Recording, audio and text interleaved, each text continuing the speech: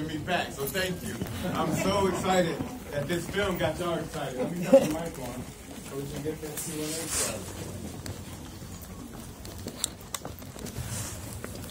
Good? Wonderful, beautiful.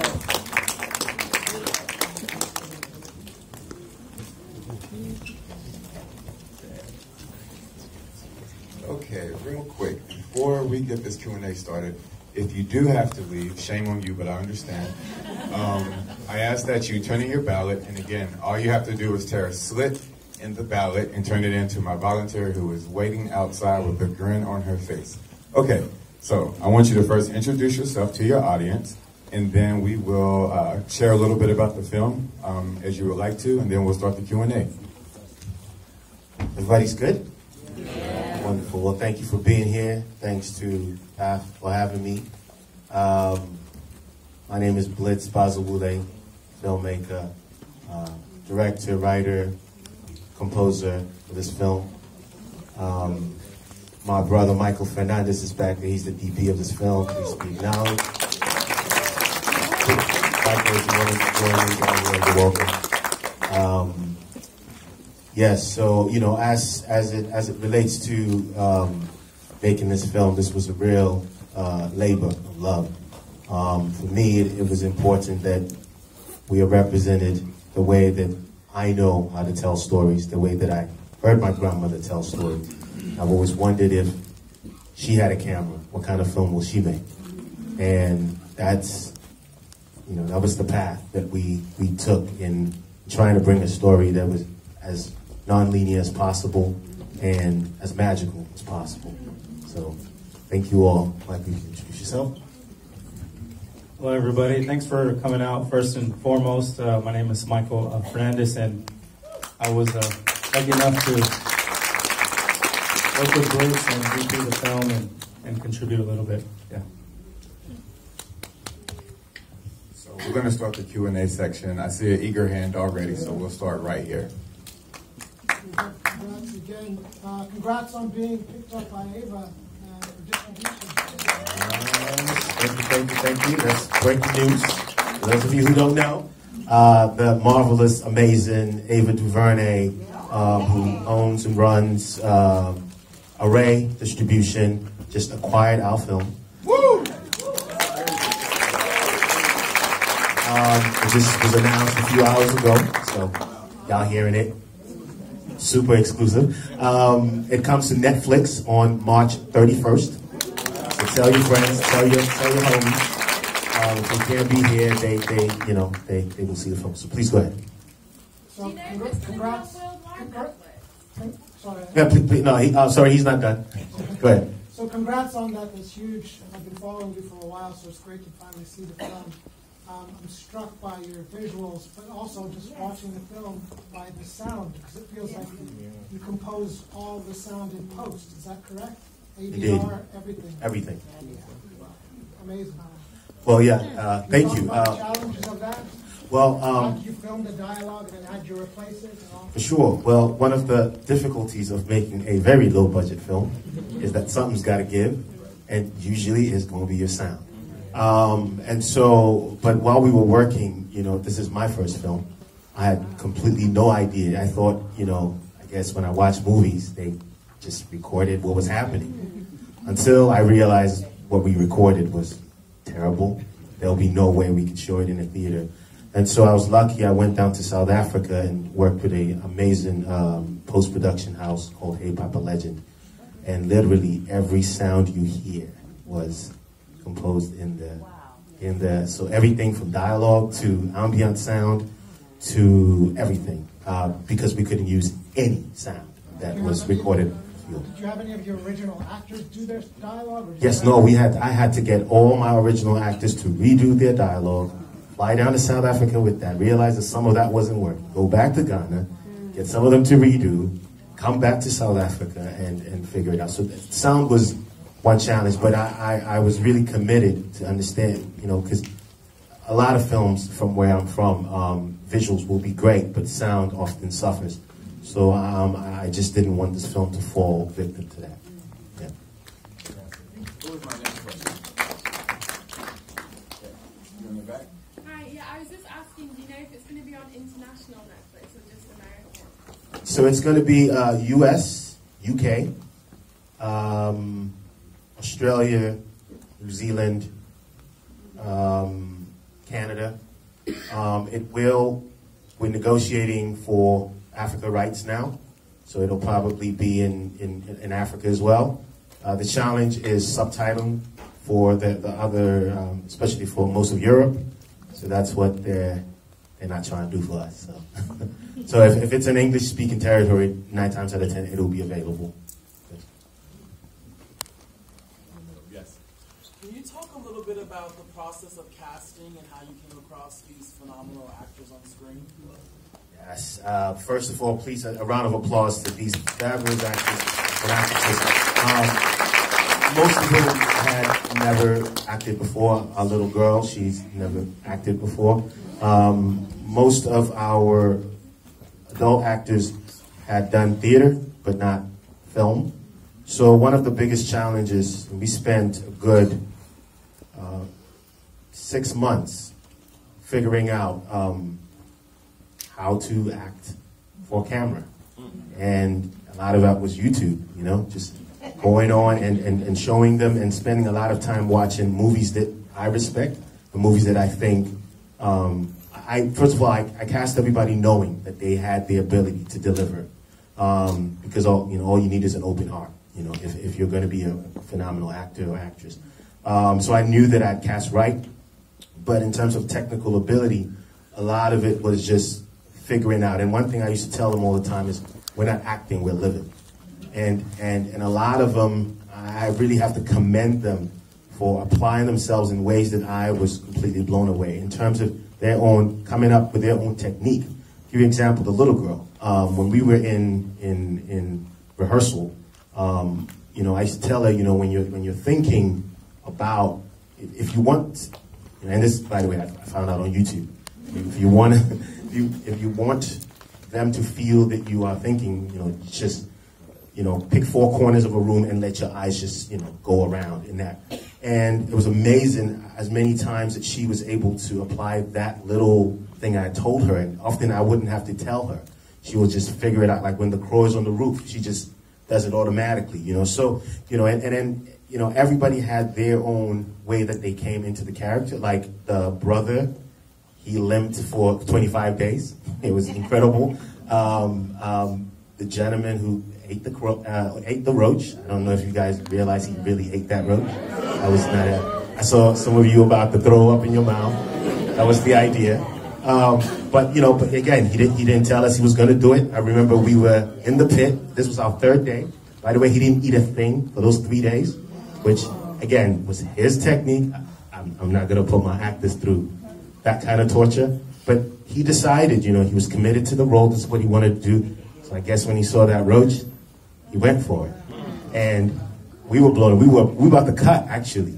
And I remember looking at him and being like, bro, let it go, you know? And I mean, that's the kind of commitment. So just, you know, a round of applause to my phenomenal actors who did an amazing job.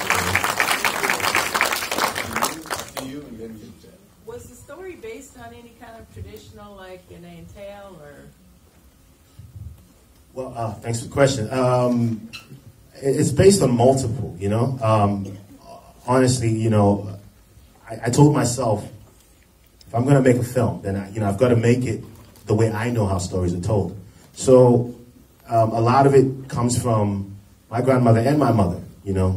Like back when, you know, when I was in elementary school, with the area we lived, we didn't have electricity. So in terms of entertainment, either we did it ourselves or our grandparents entertained us. That was it. And I remember those stories were exactly what you're watching. You know, they didn't follow any real act structure. You know, they'll break out in song whenever they felt like. Part of it was comedy, part of it was drama, part of it was scary as hell.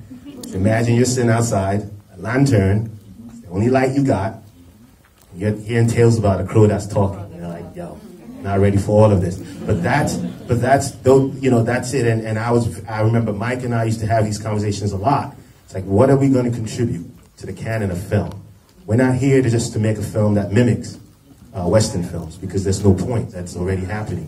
What's missing, I feel, or we felt, in African cinema is a completely unique perspective. And we were willing to take all types of chances, some of them very ill-advised, but we knew that if we got close enough to those stories that we remember, and it's also advantageous, you know, Michael also being a Black and Mexican, you know, he knows stories like that. So our collaboration was very fluid, I believe. You know, we come from a similar tradition. That was very easy for us to look at this story from this particular perspective. There was an underlying story there about the Chinese taking over the mines. Yeah. I wanted to highlight why that was important for you to insert in this film, and has that fact personally affected you? Yeah.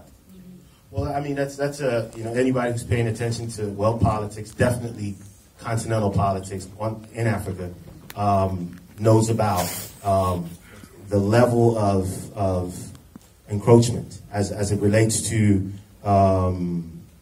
Chinese, but just generally, just foreign encroachment. Of course, a lot of it is due to weak institutions and weak governments that really cannot protect. And so up until a few years ago, the mines were primarily Chinese run. They operated with impunity, sometimes violence, and the government just recently clamped down and deported, I forget how many. But again, the question was not even about, we just know we can't go to Shanghai and do that.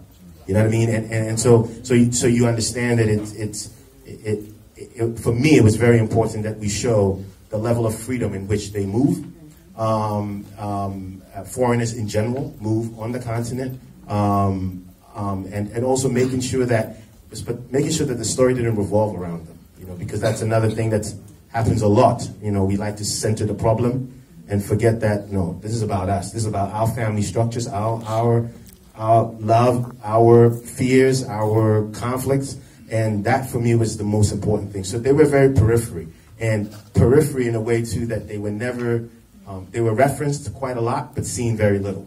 And for me, that was very important because it's not about them. It's not about the foreigners. It's about this family that's going through their drama. So that was important for me. I've been waiting a long time to see the film, and so I'm just so grateful. Thank you very much. Hello everyone, my name is Essie Moa, and I also represent Ghana. So I just want to say thank you so much for showing this film. Just being a Ghanaian as well, it's refreshing to see my story, to see our story on screen in a local language. Yeah. Now people can hear, you know, exactly. People can hear like our sound, and that alone helps tell a different story. You know, and we have over like I think 50 or 60 different types of languages in Ghana alone, and this is just one. So thank you so much for changing the narrative for Ghana. Thank you for paving a way for many young Ghanaian filmmakers like myself to be like, if Blitz can do it, I can do it. You know, so thank you.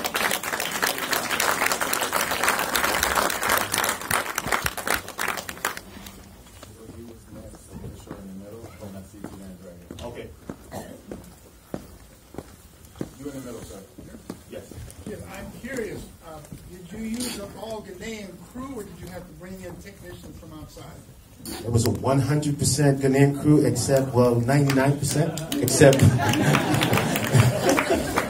But he became very honorary very quickly. He was eating jollof rice with us with his hands, and that's how you know you've acclimatized quick. So that was it. That was it. But Michael was the only foreigner, and for me, that was also a very important statement to make.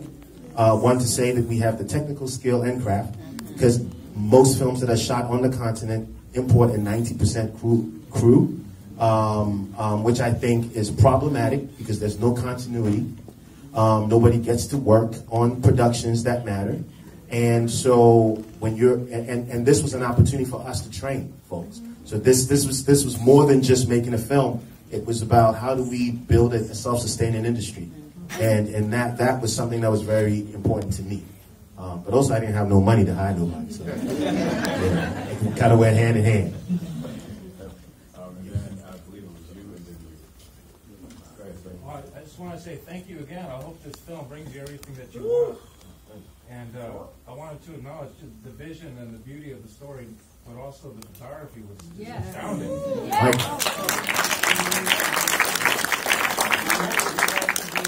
Together, because that was just astounding. Thank you very much. Thank you. Yeah, we're hoping for that. You know, hopefully this opportunity and screening here and getting the film to play outside of you know, just festivals is going to help you know, bring this vision across. So we're excited. Yeah, I'm Zamba from Uganda, and I've met your work for quite some time. I've kind of seen a theme in most of your work, and I would like to know if there is the relevance or significance of the woman always wearing white. I've seen it in Shine, I've seen it in some of the your work you've done, and also in BURIAL of KOJO. So I want to comment on that. Did you all hear the question? No. Okay. So he's asking about a continuous theme in my work with a woman wearing white, that kind of plays through. Women look great in white, so that's huge. But no, for me, as it related specifically for this film, one, it was important that a little black girl had this knowing, had this vision, had this idea that often was ahead of the adults. So that was first important. So centering that female voice in my work, again, because my knowledge of storytelling is a female lineage. That's my grandmother and my mother. That story's for me. So it's very hard for me not to center properly, especially black women, in the narrative. That's critical for me. So that was important, number one, for this little girl. But I also think that, you know, in this film, you know, and Michael, you can speak a little bit about this, it's about, we were very intentional about color in this film. So it wasn't just about the white, but it was also about the reds and the blues that we had sat down very early to decide how it was going to, maybe you can speak a little bit. Well, we used, from early on, well, first and foremost, Blitz we had done pre-production a year before we even started to make the film, before we even stepped on set. He did an amazing job with like the frames and doing all the work beforehand from the colors. So you notice that in the film, the characters go from, you know, a red to a blue or a blue to a red. Did anybody pick up on that? Yeah. So you notice that throughout the film. And not only that, but with the frames and speaking to like the cinematography wise, like you said, not being afraid to shoot the continent and have it be colorful, and not be afraid of it. And not only that, but not be afraid to have the camera move. Because the continent, Latin America, Africa, like it moves, you know? So we want to take the tools and remix it in our own, like improvise, and not be afraid to have color, not be afraid to have the camera move a little bit, not be afraid to have the camera out of focus a little bit. I think everybody goes for technical perfection and everything, that we forget sometimes it's more important to get the shot as it exists and to let it breathe. So like in photography or street photography, which is like where the foundation for me, I want to capture the moment in the shot like way more than like it's not perfectly focused on the eye. But that's okay. Like we don't see that way anyways, right? So that was really important to the details of like the red to the blue, and it all kind of goes together. And I mean, just so just in terms of that, for me, color means a lot, and being consistent with color.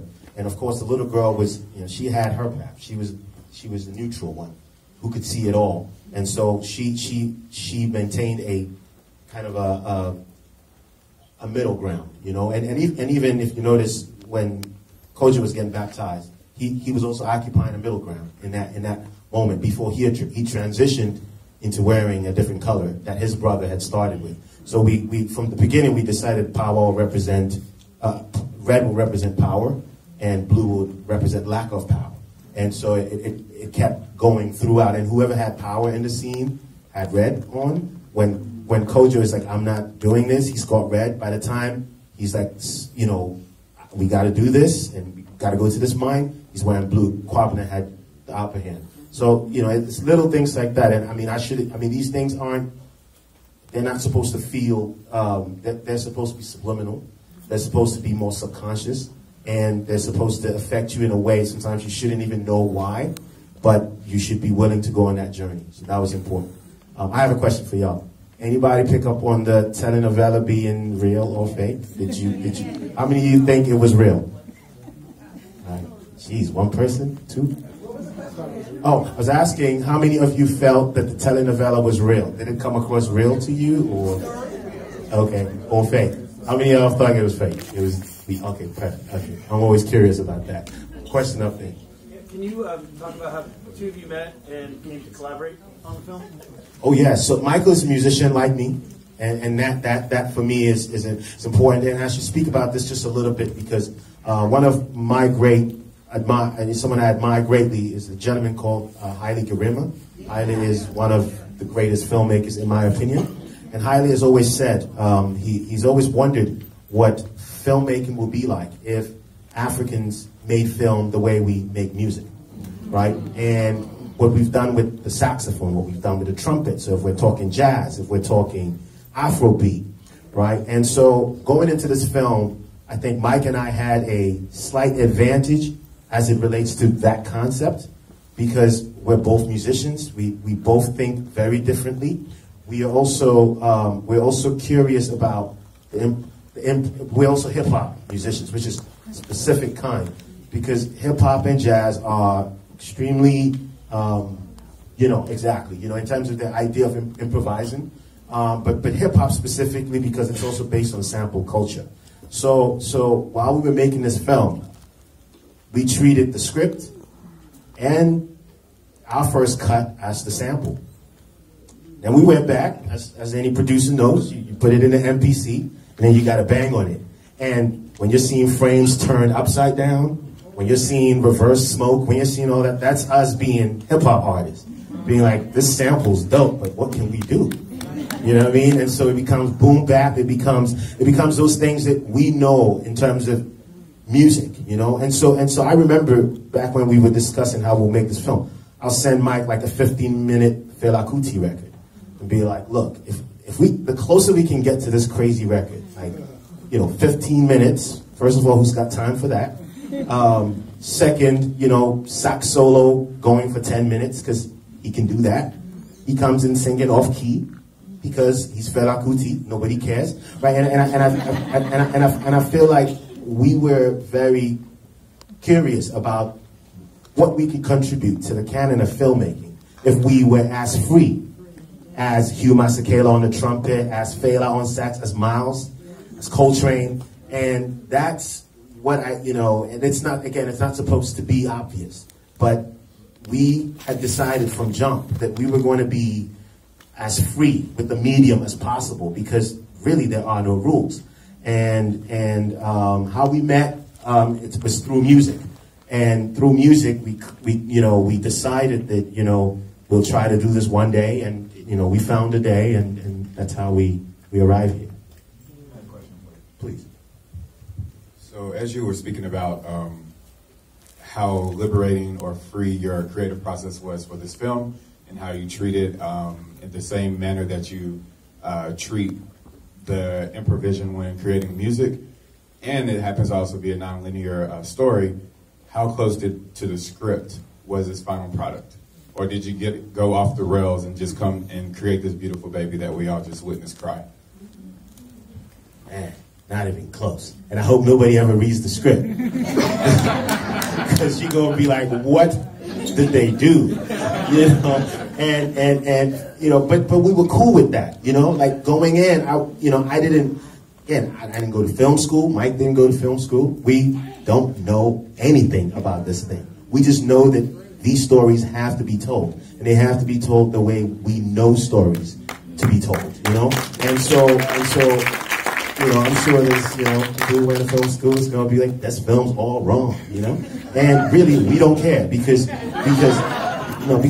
we also know that there's a visceral experience that happens when you're sitting in the theater and the lights are off and you're in a world and it's undefined because it's honest. And for us, that was the most important thing about this film. So how honest can we be with these feelings, with these emotions, with what these characters were going through?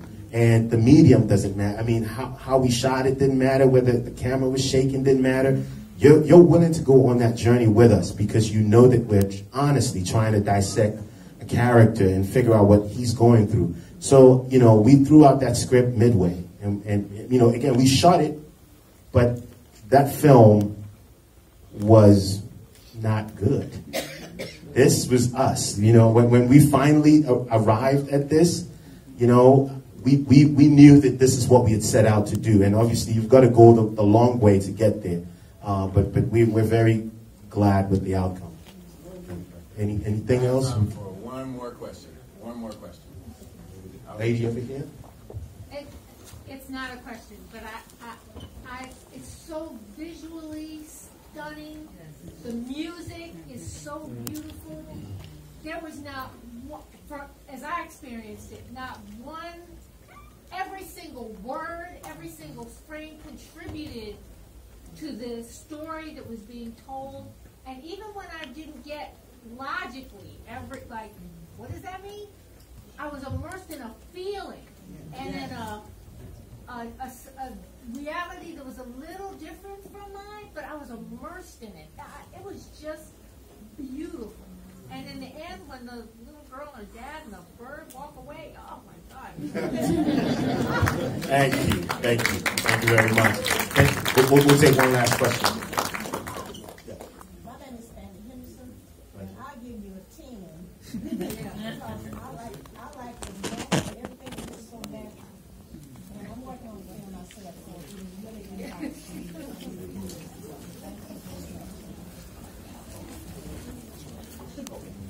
Okay. I like the visual of the lights coming down on the umbrella. It's very effective. The special effects on that. Mike, you want to talk about the special effects? Wasn't nothing special about it. Good. That scene in particular, the special effects was, well, number one, when we arrived to, we had maybe like 45 minutes to set up, figure out the shot, the angle.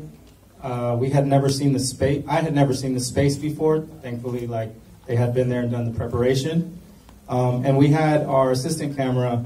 He was hanging off the top with, they were like Chinese sparklers that you can only buy in specific areas. And we had about 3 takes because I think he had like 3 or 4 of them.